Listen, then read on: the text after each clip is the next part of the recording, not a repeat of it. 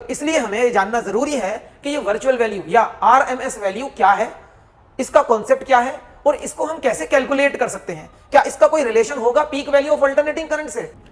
Welcome बच्चों, and we are back again with our next lecture. This is going to be lecture number 15 from our unit EMI and AC, and the chapter which we are doing here is alternating current। और alternating current chapter से आज जो topic हम आपके लिए लेकर आए हैं वो है RMS value of alternating current. RMS मतलब root mean square, root mean square value of alternating current, और इसको वर्चुअल वैल्यू भी कहा जाता है। इसको हम वर्चुअल वैल्यू भी बोलते हैं और इसके लिए सिंबल हम यूज करेंगे IRMS, या फिर आप सिंबल यूज कर सकते हो IV। V मतलब वर्चुअल, V मतलब virtual. So this is going to be the topic for the class today. अब आप बोल रहे होंगे कि सर ऑल्टरनेटिंग करंट की कितनी वैल्यूज पढ़ाई जाएंगी। ऑल्टरनेटिंग करंट की इंस्टेंटेनियस वैल्यू भी हो गई है, ऑल्टरनेटिंग करंट की पीक वैल्यू भी हमने पढ़ी, और लास्ट लेक्चर में ऑल्टरनेटिंग करंट की मीन वैल्यू थी, और अब इस लेक्चर में ऑल्टरनेटिंग करंट की वर्चुअल वैल्यू, जिसको रूट मीन स्क्वायर वैल्यू भी कहा जाता है। तो ये लास्ट है हमारा। तो इसका मतलब ये हुआ कि ऑल्टरनेटिंग करंट की 4 तरह की वैल्यूज होती हैं: instantaneous value, peak value, mean value, virtual value. अब नाउ द क्वेश्चन इज कि virtual value of alternating current या root mean square value of alternating current, इस कॉन्सेप्ट की जरूरत क्या है। तो बेटा आप इसको सिर्फ इस चीज से समझ सकते हैं कि जब हम किसी भी सर्किट में जो ऑल्टरनेटिंग करंट फ्लो कर रहा है, मान लो ये कोई रेजिस्टेंस है और आपने इस पर लगा दिया एक ऑल्टरनेटिंग सोर्स ऑफ EMF, और आप पता करना चाहते हो जब इसमें करंट फ्लो कर रहा है I, ऑल्टरनेटिंग करंट फ्लो करेगा I R रेजिस्टेंस के through. Now you want to find out कि कितना करंट इसमें फ्लो कर रहा है। तो current measuring device is ammeter, आपने यहां लगा दिया है एमीटर, करंट यहां से फ्लो करके जाएगा, एमीटर इसकी वैल्यू मेजर करके आपको बताएगा। तो ऑल्टरनेटिंग सर्किट्स में जो एमीटर या वोल्टमीटर लगे होते हैं वो जो वैल्यू मेजर करके देते हैं ना, वो वैल्यू मेजर करके देते हैं हमें RMS वैल्यू। ये जो करंट की वैल्यू मेजर होगी ये I वर्चुअल या IRMS वैल्यू मेजर होगी।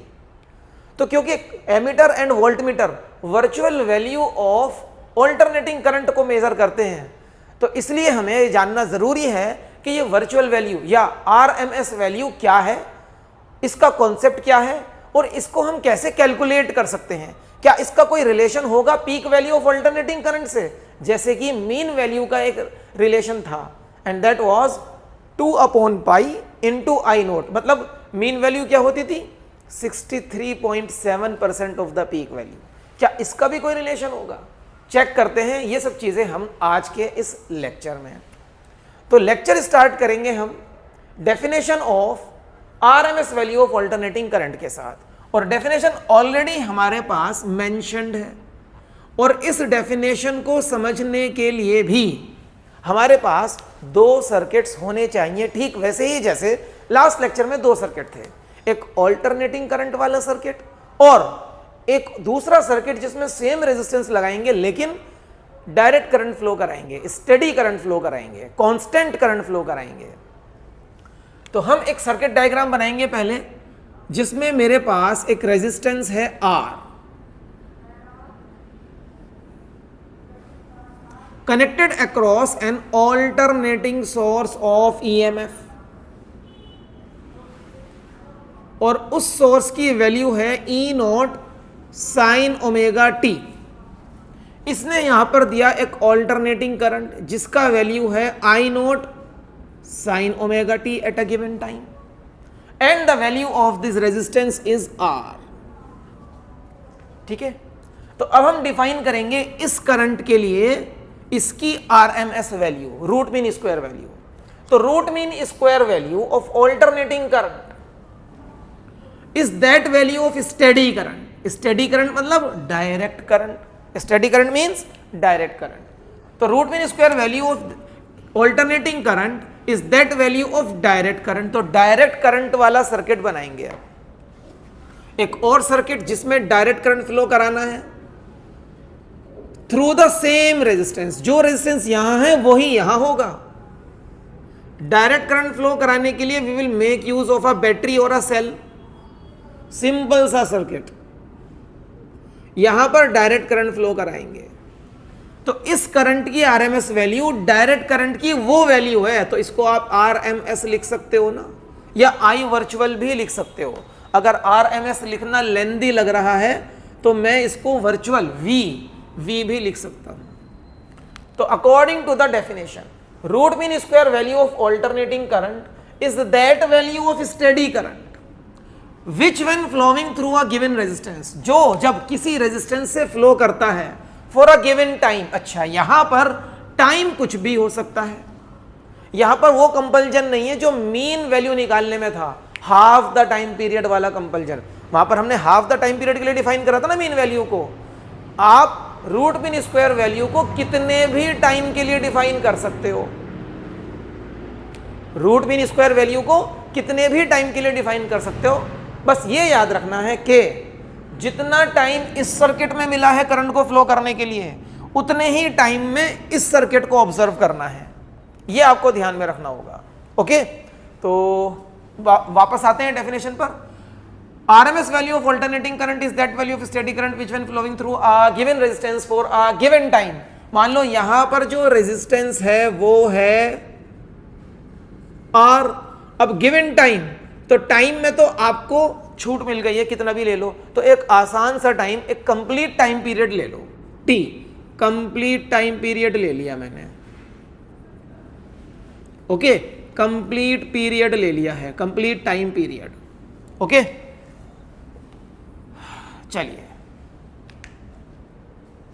Produces the same amount of heat. यहां पर हीट का कॉन्सेप्ट है, produces the same amount of heat. यहां पर वो जो हीट प्रोड्यूस करेगा, अब हीट, इलेक्ट्रिसिटी में हीट जो प्रोड्यूस होती है, याद है joules law of heating effect. तो यहां पर जो भी हीट प्रोड्यूस होगी वो फॉर्मूला होता है हीट का, heat is equals to square of the current. अब ये जो करंट है ये वर्चुअल है, IV, इसको मैंने IV सिंबल दिया है, तो ये स्टेडी करंट, डायरेक्ट करंट, लेकिन सिंबल IV है। I स्क्वायर R और टाइम ले लिया है कंप्लीट टाइम T। ओके, इतनी हीट यहां पर प्रोड्यूस हो रही है, this is the amount of heat produced over hair.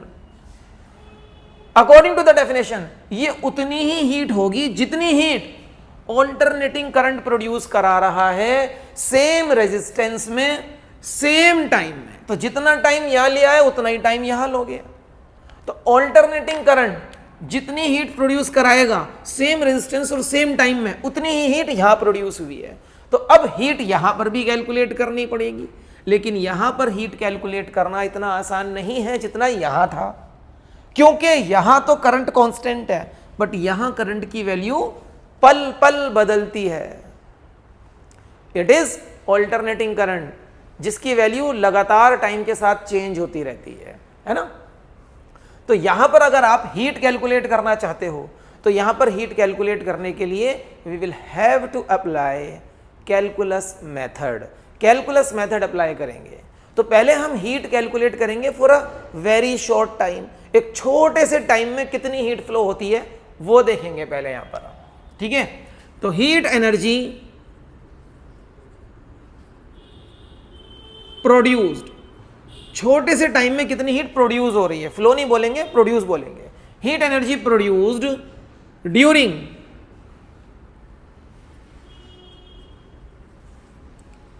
Very small time dt is, small time अगर लोगे तो स्मॉल टाइम, इतना स्मॉल टाइम कि ये वाला करंट अभी एट दैट इंस्टेंट तो कांस्टेंट ही रहेगा उस इंस्टेंट पर, I स्क्वायर R dt, इतनी हीट प्रोड्यूस हो गई।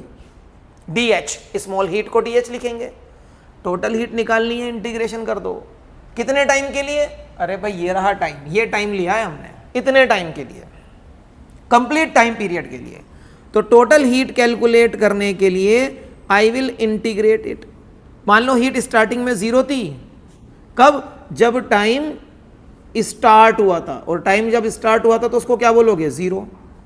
और जब एक टाइम पीरियड कंप्लीट हो गया, upper limit of the time capital T, तो उस टाइम पर हीट तो उतनी ही हो जाएगी ना जितनी यहां है।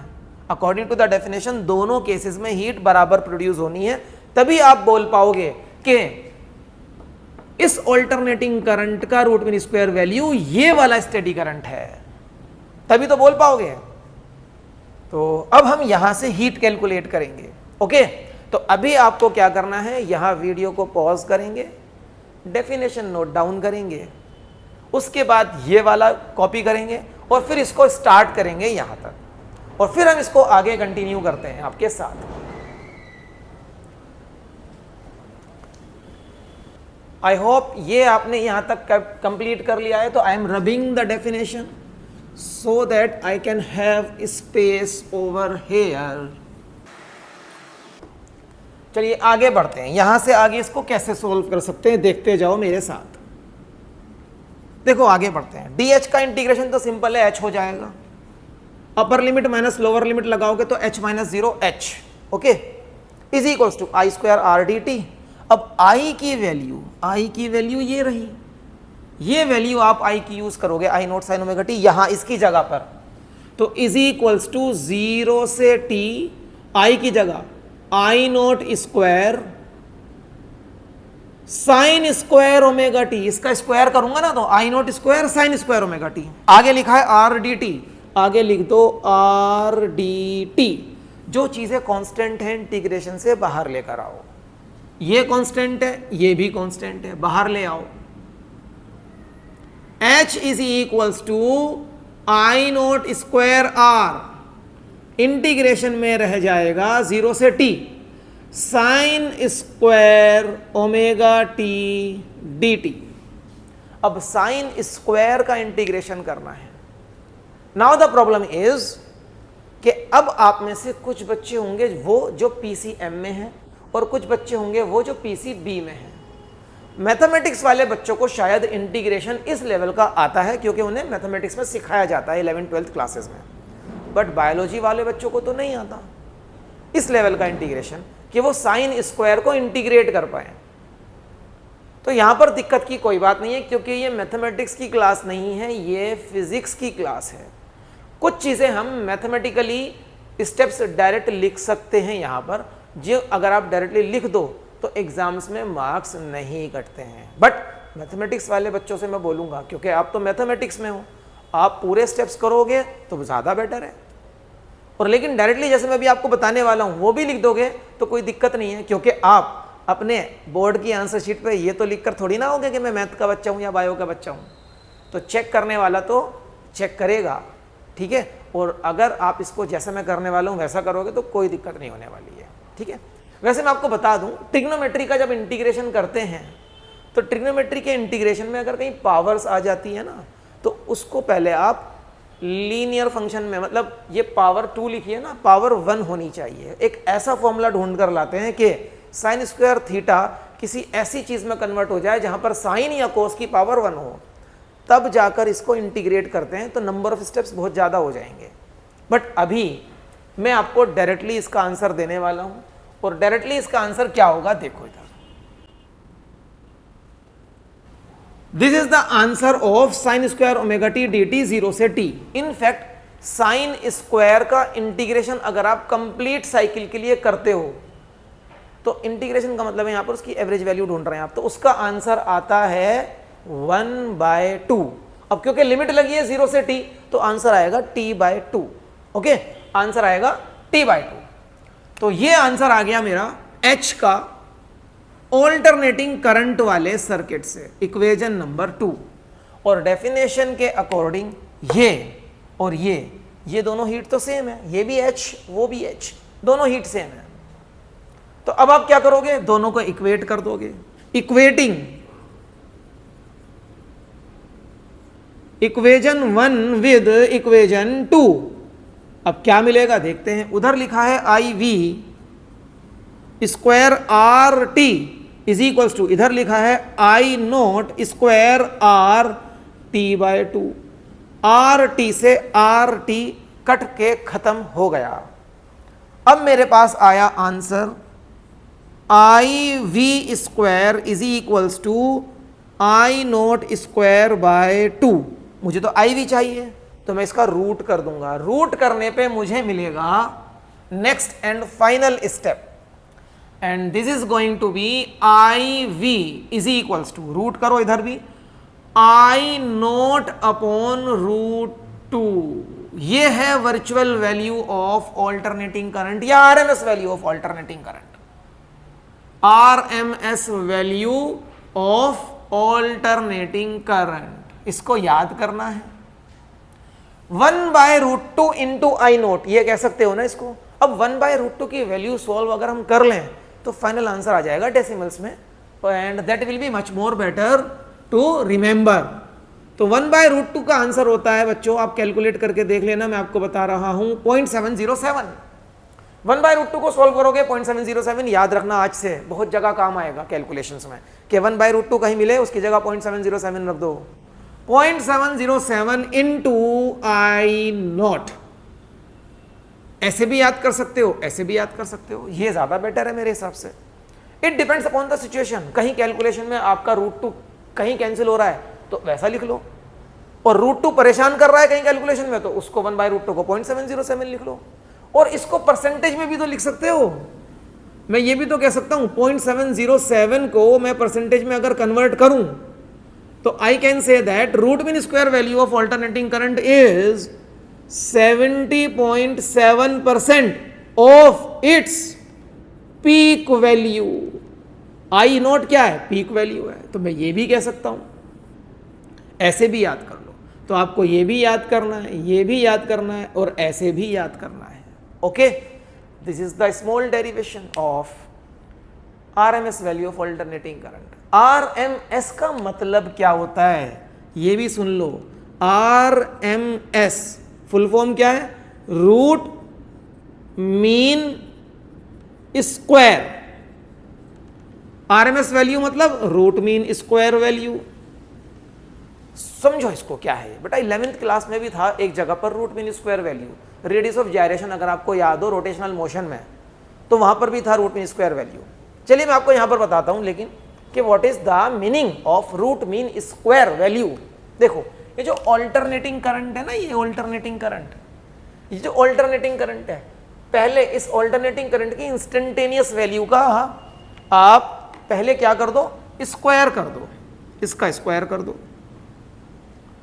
फिर इसका स्क्वायर करने के बाद फिर इसका मीन कर दो। मीन मतलब एवरेज निकाल दो, इसका एवरेज निकाल दो। एवरेज के लिए मैं सिंबल यूज करूंगा बार। अगर मैंने किसी चीज पर बार लगाया तो समझ लो उसका एवरेज हो गया। अब तीसरा स्टेप, अब इसका रूट कर दो। ये 3 स्टेप करने पर स्क्वायर, एवरेज एंड रूट, जो आंसर आता है उसी को बोलते हैं आरएमएस वैल्यू। क्योंकि ये स्टेप्स आपने करंट के लिए करे तो आप बोलोगे RMS value of alternating current. ये होता है रूट मीन स्क्वायर वैल्यू का मतलब। इसी का दूसरा नाम है वर्चुअल वैल्यू। ओके, और ये हमने क्यों कैलकुलेट करी, ये कॉन्सेप्ट हमने क्यों समझा? क्योंकि मैंने आपको बताया था अभी कि जो हमारे वोल्ट मीटर और एमीटर होते हैं ना ऑल्टरनेटिंग सर्किट्स में लगे हुए, ये जो वैल्यू मेजर करते हैं ये इंस्टेंटेनियस वैल्यू मेजर नहीं करते, ये मीन वैल्यू भी मेजर नहीं करते, ये पीक वैल्यू भी मेजर नहीं करते, ये वैल्यू मेजर करते हैं रूट मीन स्क्वायर वाली। इसलिए रूट मीन स्क्वायर का कॉन्सेप्ट समझना जरूरी है। मीन वैल्यू का कॉन्सेप्ट चार्ज से रिलेटेड था, रूट मीन स्क्वायर वैल्यू का कॉन्सेप्ट हीट से रिलेटेड है। It is related to heat. Okay, तो इस बात को ध्यान में रखते हुए आप इस डेरिवेशन को अभी यहां वीडियो को पॉज करने के बाद कंप्लीट करें, और फिर मैं आपको बताऊंगा root mean square value of EMF.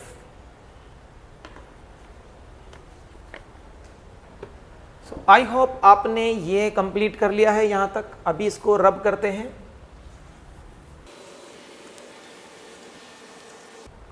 So now we will understand root mean square value of alternating EMF.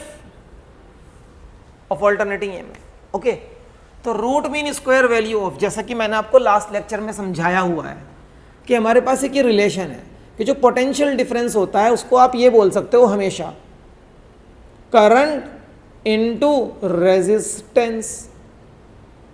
अब अगर आपके पास ईएमएफ इंस्टेंटेनियस वैल्यू है तो करंट की भी इंस्टेंटेनियस वैल्यू लगा दो। अगर आपके पास ईएमएफ की पीक वैल्यू है तो करंट की भी पीक वैल्यू यूज करी होगी। And if you are having mean value of EMF तो करंट की भी मीन वैल्यू यूज होगी इस रिलेशन में। और ऐसे ही अगर आप करंट की वर्चुअल वैल्यू यूज कर रहे हो, मतलब root mean square value use कर रहे हो, तो इससे जो ईएमएफ का आंसर आएगा वो भी तो रूट मीन स्क्वायर वैल्यू आएगा। ये यूज करते हैं यहां पर। E virtual is equals to I virtual into R. और लास्ट लेक्चर से, सॉरी आज के लेक्चर से आई वर्चुअल की वैल्यू अभी हमने क्या कैलकुलेट करी है, आई वर्चुअल हमने कैलकुलेट करा है आई नोट बाय रूट 2। ले आओ इस वैल्यू को यहां पर इंटू आर, तो I naught into R, I naught into R क्या है, आई नोट इंटू आर ये रहा ई नोट। इसकी जगह पर मैं लिख दूंगा E naught upon root 2। This is the virtual value या RMS value of alternating EMF, of alternating EMF. जिस तरह से करंट के रिलेशन को आपने 1/√2 सॉल्व करके लिखा था, तो यहां पर भी आप लिख सकते हैं 0.707 ई नोट, या फिर इसको ये भी कह सकते हैं कि root mean square value of alternating EMF is 70.7% of its peak value, ये भी कह सकते हो ना। तो ये हो गया आपका root mean square value of alternating current. और इसको करते करते जो आपको मैंने ये चीज लास्ट लेक्चर में भी समझाई थी और आज फिर समझाई है बच्चों, बहुत इंपॉर्टेंट है। इस चैप्टर में ये आगे भी काम आता रहेगा कॉन्सेप्ट। तो इस चीज को हमेशा याद रखना कि ये जो फॉर्मूला है ना, इसमें आपने जिस तरह का ईएमएफ लगाया है उसी तरह का करंट लगाया जाता है।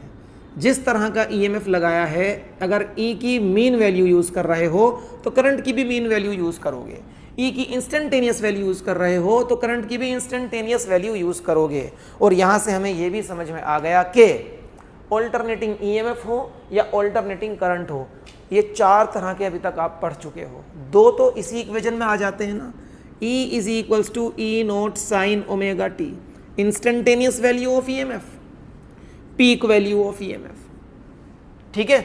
और उसके बाद मीन वैल्यू ऑफ ईएमएफ अगर निकालना हो तो वो है 0.637 ई नोट, और वर्चुअल वैल्यू या आरएमएस वैल्यू निकालना है तो वो है 0.707 ई नोट। तो आप कह सकते हो कि अगर इन चारों में से एक भी पता है तो बाकी के तीन निकालना आसान काम है। मान लो आपको ई नोट पता है तो ई नोट की वैल्यू यहां लगाओ इस इक्वेशन में, ई आ जाएगा। ई नोट की वैल्यू यहां लगाओ, ई एम आ जाएगा। ई नोट की वैल्यू यहां लगाओ, ई वर्चुअल आ जाएगा। और अगर आपको फॉर एग्जांपल मीन वैल्यू देकर कुछ और पूछ लिया तो मीन वैल्यू से पहले क्या कर लो, ई नोट कैलकुलेट, और ई नोट से फिर जो पूछा हो वो कैलकुलेट हो जाएगा, ठीक है। इस तरीके से ये सब चीज़ें रिलेटेड भी हैं। ये रिलेशंस थोड़ा माइंड में बिठा लीजिए। इस लेक्चर को फिनिश करने के बाद एक बार अपना पेपर जिस पर आपने नोट्स बनाए हैं उसको देख के एब्जॉर्ब कर लेना। उस चीज़ एब्जॉर्ब करने के लिए 2 मिनट देना अपने आप को। Okay, so with this we have completed the lecture today. और आज के लेक्चर को कंप्लीट करते करते फिर से बच्चों मैं आपको एक चीज़ याद दिलाना चाहूँगा कि आपके इस प्यारे से चैनल फिजिक्स सीखो पर मैं आसिफ अंसारी आप लोगों को फिजिक्स की क्लास 12th की जो क्लासेस प्रोवाइड करा रहा हूँ, ये मैं कंप्लीट सिलेबस करना चाहता हूँ यहाँ पर आप लोगों के साथ। तो अगर आपको फिजिक्स के क्लास 12th के सिलेबस में कहीं भी कुछ भी प्रॉब्लम है तो ये आपके लिए गोल्डन चांस है कि आप यहाँ पर आके उस प्रॉब्लम को, उस डाउट को दूर कर सकते हैं। और ऐसा करने के लिए बहुत अच्छा होगा कि अगर आप इस चैनल को सब्सक्राइब भी कर लो और वो बेल आइकन प्रेस कर लो। मेरे लिए भी बेनिफिशियल होगा और आपके लिए भी, क्योंकि आपको जिस दिन भी कोई ऐसी वीडियो आएगी जिसकी आपको रिक्वायरमेंट है तो वो नोटिफिकेशन आपको आता रहेगा और आपको पता चल जाएगा कि हाँ आज ये वाली क्लास तो ज़रूर करनी है, क्योंकि इस टॉपिक में मैं पहले कमजोर रह गया था, या पहले मुझे समझ नहीं आया था। तो फिर मिलेंगे हम अब नेक्स्ट लेक्चर में एक नए टॉपिक के साथ। Till then bye bye.